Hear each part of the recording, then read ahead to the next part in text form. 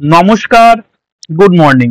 তোমরা দেখছো তোমাদের প্রিয় channel exam guide by Nitu.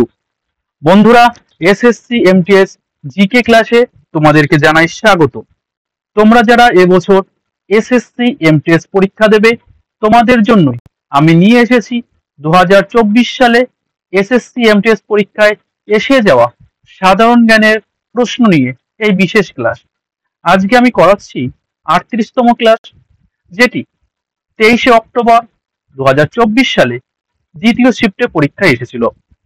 তো বন্ধুরা, তোমরা যারা এখনো পর্যন্ত চ্যানেলটি সাবস্ক্রাইব করোনি, তো অবশ্যই চ্যানেলটি সাবস্ক্রাইব করে নেবে। ভিডিওটা ভালো লাগলে লাইক করবে, বন্ধুদের সঙ্গে শেয়ার করবে। তো চলো শুরু করছি আজকের প্রশ্নপত্রগুলো। প্রথম প্রশ্ন দেখো কি বলেছে। জলাশয়ে দ্রবীভূত অক্সিজেনের পরিমাণ আশঙ্কাজনকভাবে কমে যাওয়া অবস্থাকে কি বলা হয়? তো জলাশয়ে অক্সিজেনের পরিমাণ আশঙ্কাজনকভাবে কমে যাওয়ার অবস্থানকে বলা হয় হাইপোক্সিয়া। অপশন এ হাইপোক্সিয়া বলা হয়। ঠিক আছে, জলাশয়ে জলে অক্সিজেনের মাত্রা ও আশঙ্কাজনকভাবে কমে যাওয়াকে বলা হয় হাইপোক্সিয়া। ঠিক আছে, হাইপোক্সিয়া। চলো নেক্সট প্রশ্ন। পরবর্তী প্রশ্ন দেখো, 2 নম্বর প্রশ্ন কি বলেছে। জাতীয় বহুমাত্রিক দারিদ্র্য সূচক অর্থাৎ এমপিআই এর বেসলাইন রিপোর্টে অনুমান গণনা করার জন্য নিম্নলিখিত কোন তথ্য ব্যবহার করা হয়েছে? তো জাতীয় বহুমাত্রিক দারিদ্র্য সূচক এর বেসলাইন রিপোর্টে অনুমান গণনা করার জন্য কোন তথ্য ব্যবহার করা হয়েছে? তো অপশন সি জাতীয় পরিবার স্বাস্থ্য জরিপ বা ন্যাশনাল ফ্যামিলি হেলথ সার্ভে। ঠিক আছে, এই রিপোর্ট কিন্তু বা এই তথ্য কিন্তু ব্যবহার করা হয়েছে। তো এই বেসলাইন রিপোর্ট তৈরি করতে কোন তথ্য ব্যবহার করা হয়েছে? তো জাতীয় পরিবার স্বাস্থ্য জরিপ বা ন্যাশনাল ফ্যামিলি হেলথ সার্ভে, এই তথ্য কিন্তু ব্যবহার করা হয়েছে।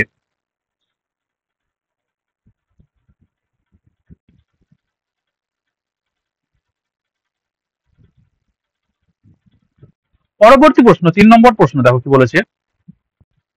লৌহ যুগ সম্পর্কে নিম্নলিখিত কোন বিবৃতিটি সঠিক?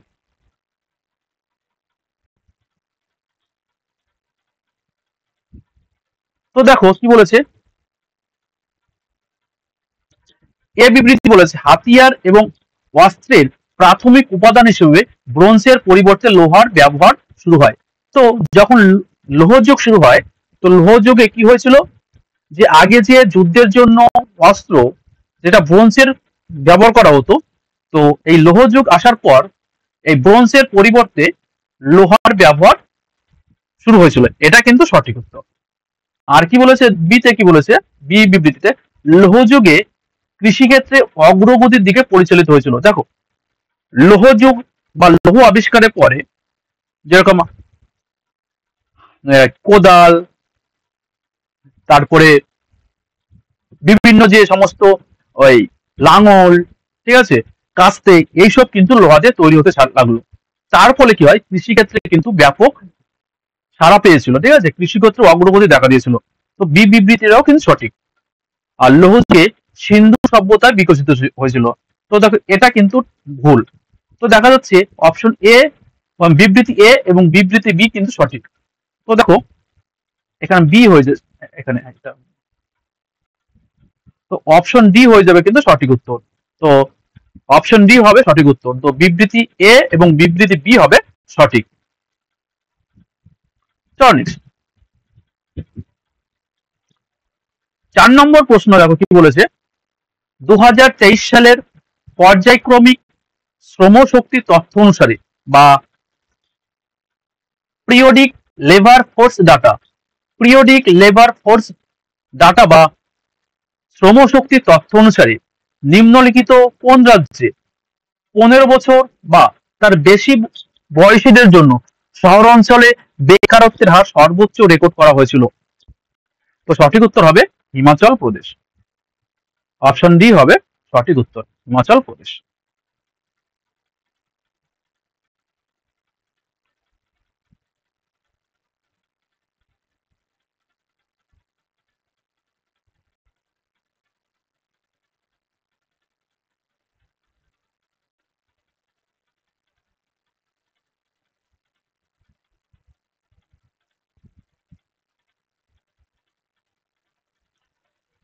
দেখো, এ কলম এবং বি কলম মিলাও। ঠিক আছে, এ কলম এবং বি কলম মিলাতে হবে। তো এ কলমে উদ্ভিদ গ্রুপ এবং তার হচ্ছে উদাহরণ। ঠিক আছে, বি কলম তার উদ্ভিদ গ্রুপের সঙ্গে উদ্ভিদের মিল আমাদের বের করতে হবে। ঠিক আছে, তো দেখো, ব্রায়োফাইটা, ব্রায়োফাইটের উদাহরণ কি? মস। টেরিডোফাইটা কি? দেখো, টেরিডোফাইটার উদাহরণ হচ্ছে সেলা গিনেলা। জিমনোস, জিমনোস্পার্ম, এটা হচ্ছে উদাহরণ হচ্ছে পাইন। আর অ্যানজিওস্পার্ম, এটা কিন্তু গোলা। তো দেখো, অপশন বি হয়ে যাবে সঠিক উত্তর। ঠিক আছে, বি বি অপশন কিন্তু সঠিক।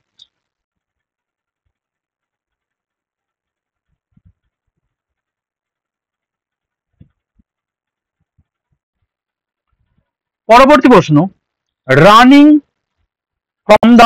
From my life, one lost boys journey from the killing field of Sudan to the Olympic games. এই আত্মজীবনীটি জীবনের সংগ্রাম থেকে সাফল্যের দিকে চিত্রিত করে, যা নিম্নলিখিত ব্যক্তিদের মধ্যে কে লিখেছিলেন?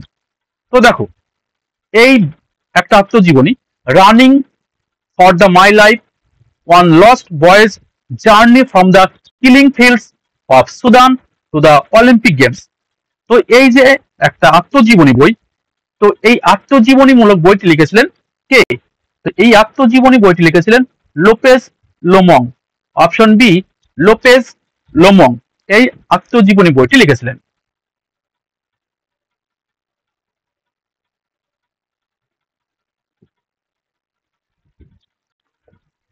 কি বলেছে দেখো, 7 নম্বর প্রশ্ন, ড্যাশ সালে, এপ্রিল মাসে, ভারতীয় জাতীয় কংগ্রেসের লখনৌ অধিবেশনে কৃষক আন্দোলনের একটি সংগঠন অল ইন্ডিয়া কিষাণ সভা প্রতিষ্ঠিত হয়েছিল? তো কোন বছর অল ইন্ডিয়া কিষাণ সভা প্রতিষ্ঠিত হয়েছিল?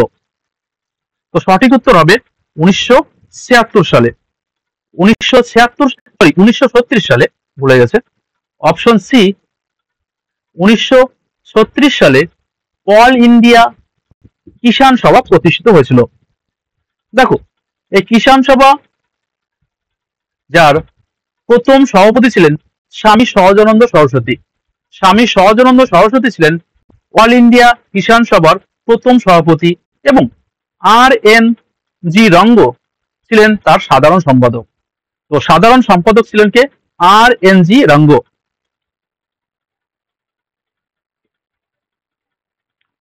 দেখো, এটা কিন্তু একটা রিপিটেড প্রশ্ন, এটা গত সেটাও চলে এসছে। তো ব্যাডমিন্টন খেলায় জালটি মাটি থেকে কত উঁচুতে অবস্থিত? তো অবশ্যই কি, 5 ফুট। অপশন এ হয়ে যাবে সঠিক উত্তর। পরবর্তী প্রশ্ন, ভারতে ড্যাশ রাজ্যে দারিদ্র বিমোচন এবং নারী ক্ষমতায়ন কর্মসূচি কুদুম্বশ্রী পরিচালিত হয়? তো এই কুদুম্বশ্রী এই কর্মসূচিটি ভারতের কোন রাজ্যের একটি কর্মসূচি? তো এটি কিন্তু ভারতের কেরালা রাজ্যের একটি কর্মসূচি। কুদুম্বশ্রী ভারতের কেরালা রাজ্যের একটি কর্মসূচি, যেখানে নারীদের ক্ষমতায়ন এবং দারিদ্র বিমোচনের দিকে কিন্তু পরিচালিত হয়। ঠিক আছে, তো এই কুদুম্বশ্রী এটা নারীদের ক্ষমতায়ন এবং নারীদের দারিদ্র বিমোচন করার একটা প্রোগ্রাম।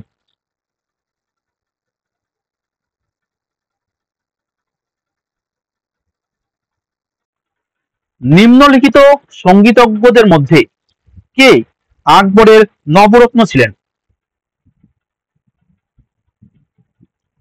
তো সঠিক উত্তর হবে তানসেন। Option C Tansen. তানসেন ছিলেন আকবরের রাজসভার একজন নবরত্ন।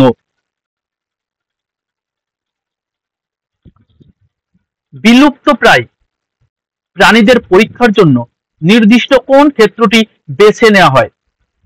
তো সঠিক উত্তর হবে জীবাশ্ম বিদ্যা। বিলুপ্ত প্রায় প্রাণীদের পরীক্ষার জন্য এই জীবাশ্ম বিদ্যা এই ক্ষেত্রটি কিন্তু বেছে নেওয়া হয়।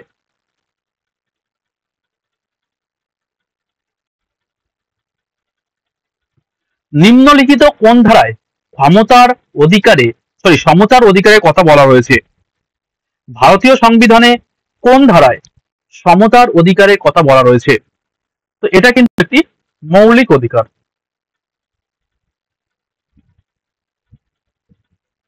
ঠিক আছে, সমতার অধিকার একটি মৌলিক অধিকার, যা ভারতীয় সংবিধানে 14 থেকে 18, অপশন সি 14 থেকে 18 বর্ণিত হয়েছে। ভারতীয় সংবিধানে মোট 6টি মৌলিক অধিকারের কথা বলা রয়েছে। কয়টি? 6টি মৌলিক অধিকার। মৌলিক অধিকার ভারতীয় সংবিধানে 12 থেকে 35 এবং ভাগ 3 কিন্তু বর্ণিত রয়েছে। আর এই মৌলিক অধিকারগুলো নেওয়া রয়েছে আমেরিকার সংবিধান থেকে। আমেরিকার সংবিধান থেকে কিন্তু এই মৌলিক অধিকারগুলো নেওয়া হয়েছে।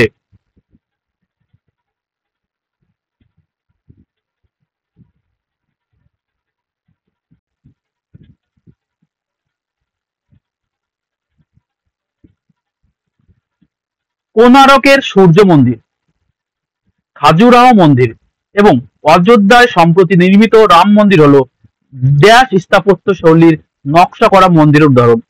তো কোনারকের সূর্য মন্দির, খাজুরাহ মন্দির এবং অযোধ্যার রাম মন্দির, তো এগুলো কোন মন্দিরের উদাহরণ? তো এগুলো কিন্তু নাগারা স্থাপত্য শৈলীর মন্দিরের উদাহরণ। ঠিক আছে, তো এগুলো কি? নাগারা, নাগারা স্থাপত্য শৈলীর উদাহরণ। কোনারকের সূর্য মন্দির, খাজুরাহ মন্দির এবং অযোধ্যার রাম মন্দির এসবই কিন্তু নাগারা স্থাপত্য শৈলীতে নকশা করা মন্দিরের উদাহরণ।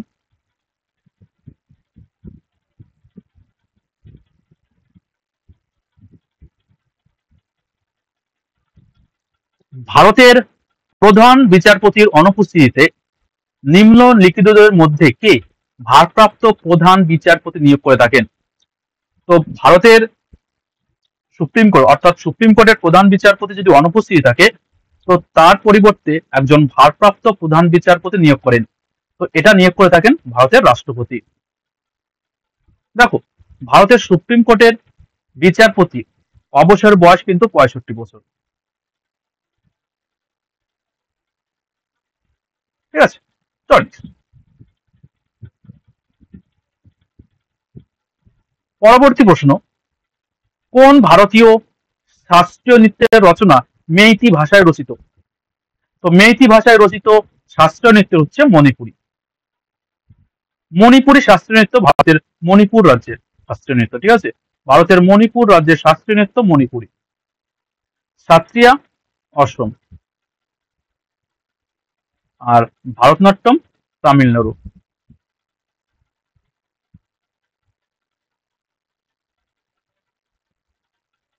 ঠিক আছে, চল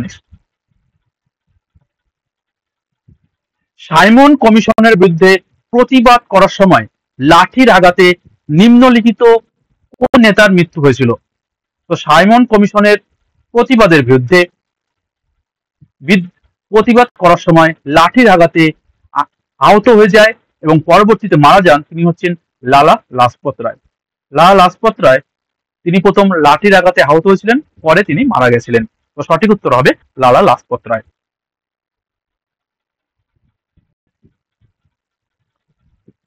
2023 সালে পদ্মশ্রী পুরস্কার প্রাপ্ত গুরু কে কল্যাণ সুন্দরম পিল্লাই কোন শাস্ত্রীয় নৃত্যের সঙ্গে যুক্ত? তো তিনি ভারতনাট্যম নৃত্যের সঙ্গে যুক্ত। ঠিক আছে, তো গুরু কে কল্যাণ সুন্দরম পিল্লাই তিনি একজন ভারতনাট্যম নৃত্যশিল্পী। কত্থক দেখো উত্তরপ্রদেশের শাস্ত্রীয় নৃত্য।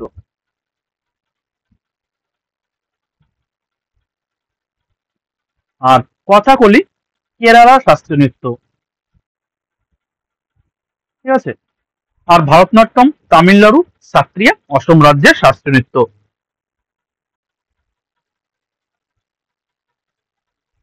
নিম্নলিখিত কোন বছরে ভারত মহিলা টি-20 বিশ্বকাপ ক্রিকেটের আয়োজন করেছিল?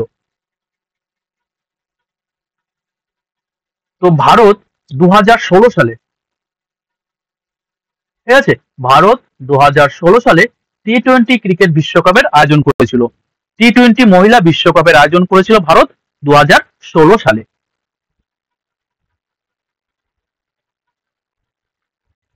2023-24 সালে কেন্দ্রীয় বাজেটে কতগুলি ব্লককে অন্তর্ভুক্ত করে একটি উচ্চাকাঙ্ক্ষী ব্লক প্রোগ্রাম চালু করা হয়েছিল? তো সঠিক উত্তর হবে 500টি ব্লক। 500টি ব্লককে অন্তর্ভুক্ত করে একটি উচ্চাকাঙ্ক্ষী ব্লক প্রোগ্রাম চালু করা হয়েছিল।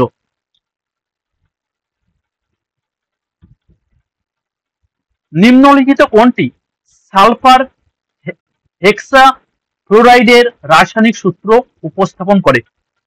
তো সালফার হেক্সাক্লোরাইডের রাসায়নিক সূত্র হচ্ছে কোনটি? তো সঠিক উত্তর হবে অপশন বি, SF6। SF6 এটা হচ্ছে সালফার হেক্সাক্লোরাইডের রাসায়নিক সূত্র।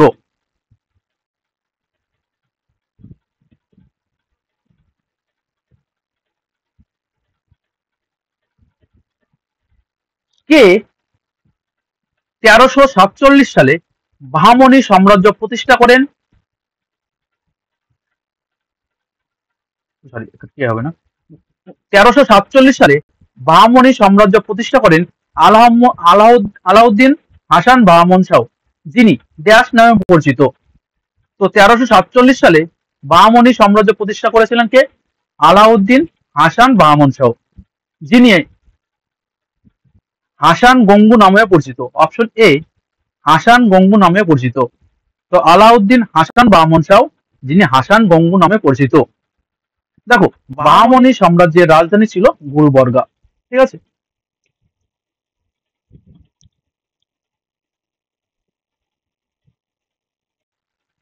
নিষ্ঠা এর সম্পূর্ণ রূপ কি? নিষ্ঠা এর সম্পূর্ণ রূপ কি? তো সঠিক উত্তর হবে অপশন এ। দেখো, national initiative for school heads and teacher holistic advancement.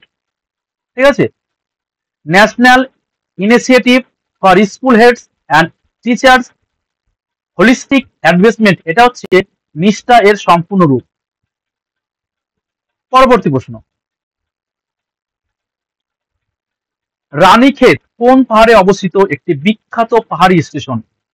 তো রানীক্ষেত এটা হিমালয় পাহাড়ে অবস্থিত একটি বিখ্যাত পাহাড়ি স্টেশন। অপশন বি, হিমালয় পর্বত।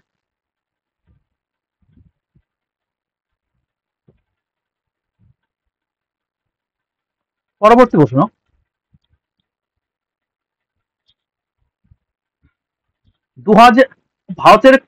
ভারত থেকে আমদানিকারক দেশগুলিতে কোন ধরনের চা প্রচুর পরিমাণে রপ্তানি করা হয়?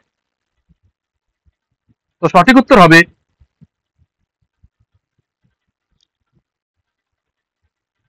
কি হবে সঠিক উত্তর? তো সঠিক উত্তর হবে কালো চা। অপশন এ, কালো চা। ঠিক আছে, ভারত থেকে আমদানিকারক দেশগুলিতে কোন ধরনের চা প্রচুর পরিমাণে রপ্তানি করা হয়? তো সঠিক উত্তর হবে কালো চা।